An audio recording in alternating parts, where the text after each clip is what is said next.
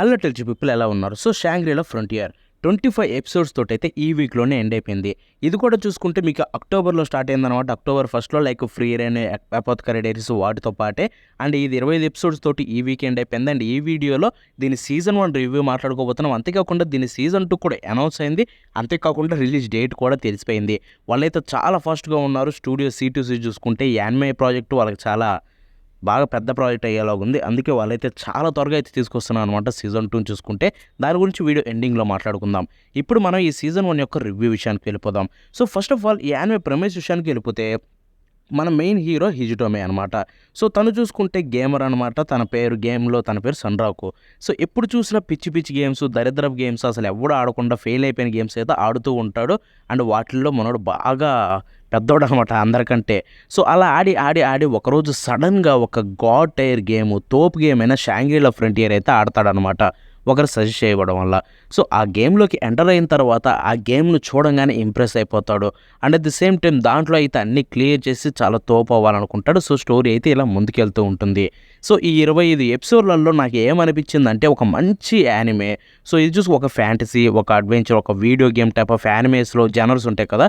So ఆ జనర్లో definitely ఇదైతే top 3లో ఈజీగా ఉంటుంది షాంగ్రీలా ఫ్రంటియర్ చూసుకుంటే.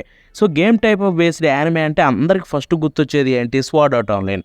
సో నన్ను అడిగితే స్వార్డ్ ఆర్ట్ ఆన్లైన్ సీజన్ 1 తోపు, తర్వాత నుంచి ఫెల్ ఆఫ్, అస్సలు బాగు. సీజన్ 2 అయితే నేను ఆపేసాను మధ్యలోనే, నాకు నచ్చను కూడా నచ్చల. కానీ ఇది చూసుకుంటే ప్రామిసింగ్గా ఉంది.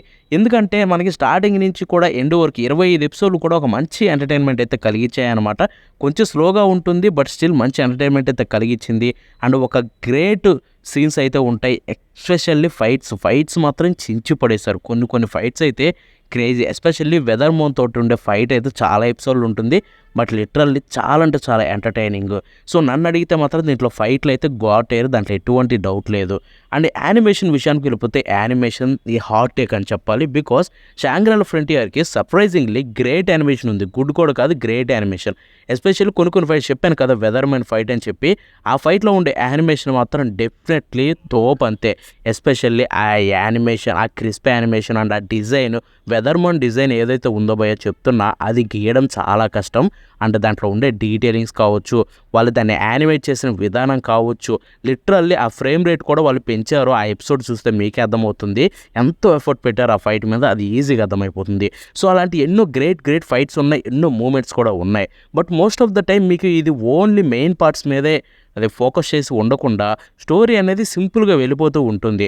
సో మేజర్ పార్ట్లో ఒక 5-6 ఎపిసోడ్లు వచ్చాయనుకోండి, తర్వాత ఒక 2-3 సింపుల్ ఎపిసోడ్స్ ఉంటాయి పెద్ద స్టోరీ లేకుండా సింపుల్గా ఉండేలాగా. బట్ స్టిల్ అవి కూడా యానిమేకి అవసరమే, ఆ స్టోరీకి అవసరమే, కానీ పెద్ద హైప్ అయితే ఉండదు. సో ఇది ఏంటంటే ఒక జర్నీ, మంచి ఒక బ్యూటిఫుల్ జర్నీ ఉంటే ఎలా ఉంటుంది గేమ్లో కూడా. సో గేమ్ని ఒక గేమర్ ఎంత ఫోకస్ తోటి ఆడతాడని చెప్పి నీట్గా చూపించారు. అన్నీ ఎలా ఉంటాయి, ఆల్మోస్ట్ వీడియో గేమ్ బేస్డ్ వచ్చిన ప్రతి యానిమే మీకు ఒకటే ఫార్మాట్ అయితే ఫాలో అవుతూ ఉంటాయి.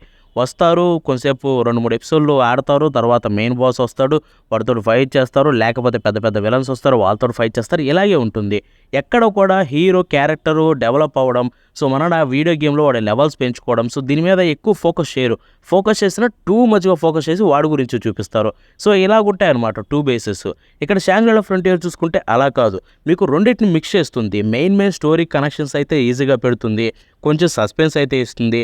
At the same time hero కూడా బాగా డెవలప్ అవ్వడం కావచ్చు, తన ఫ్రెండ్స్ తనకి హెల్ప్ చేయడం కావచ్చు. సో ఒక మంచి అట్మాస్ఫియర్, మంచి స్టోరీ సెట్టింగ్ చేసుకొని దాన్ని తీసుకొచ్చారనమాట. నన్ను అడిగితే నాకు ఒక గ్రేట్ ఎక్స్పీరియన్స్ కలిగించింది.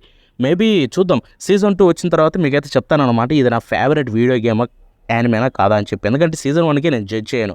సీజన్ 1 చూడంగానే ఏది మన స్వార్డ్ ఆర్ట్ టైంలో సీజన్ 1 చూసేసి అబ్బాయి తోపురా, వీడియో గేమ్ యానిమేస్లో నా ఫేవరెట్ రా అని చెప్పి పెద్ద గొప్పలు చెప్పుకున్నా.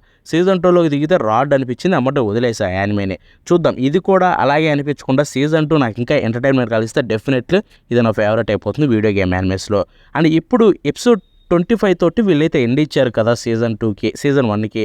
సో ఎలా ఉంది బ్రో అంటే ఎంత పెద్ద ఏం లేదు. ఎండింగ్ చూసుకుంటే మీకు అది అసలు ఎండింగ్ లాగే అనిపించదు. ఇది ఎలా ఉంటుందంటే నెక్స్ట్ ఎపిసోడ్ కూడా వస్తుంది 26 కూడా అన్నట్టుగా అయితే ఉంటుందన్నమాట. అక్కడ ఎండ్ అయినట్టయితే నాకు అనిపించలేదు.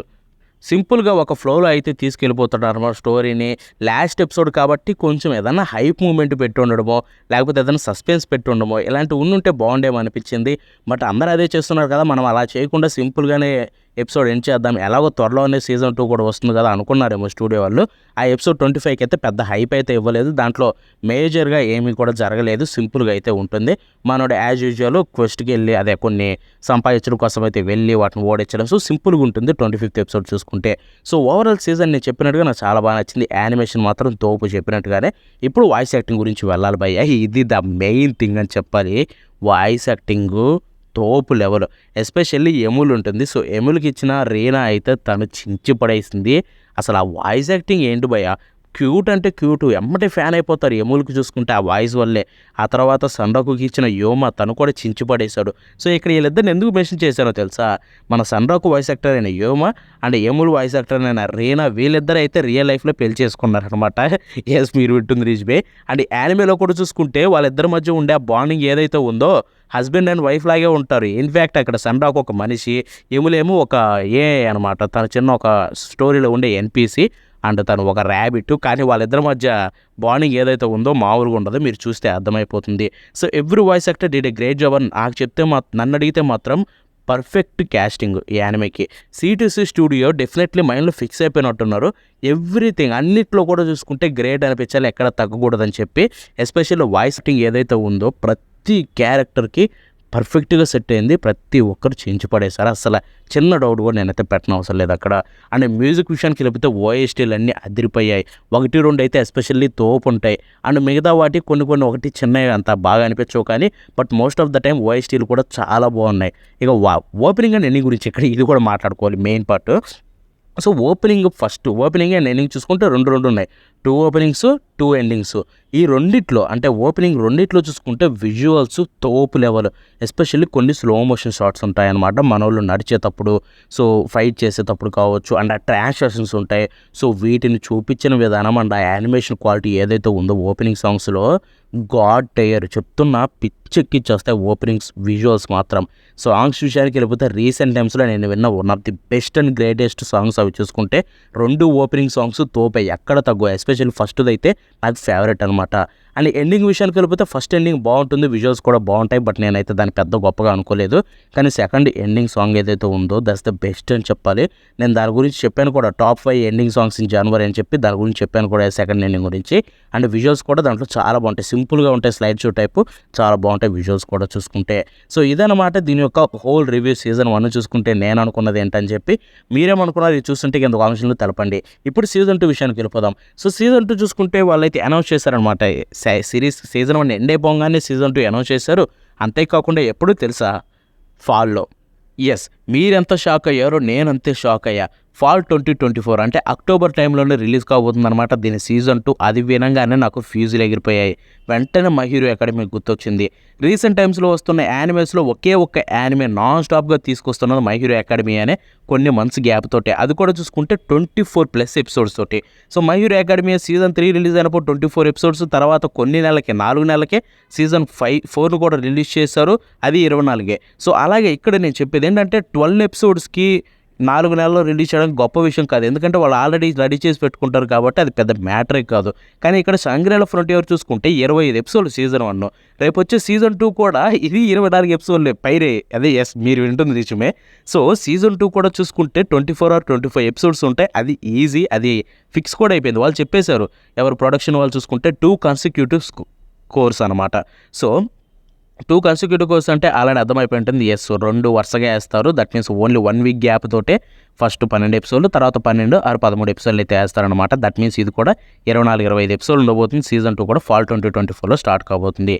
మీరు ఎంత షాక్ అవుతున్నారో తెలియదు, కానీ నేనైతే లిటరల్లీ షాక్ అయిపోయి వెంటనే మై హీరో అకాడమీ గుర్తొచ్చింది చెప్పినట్టుగానే.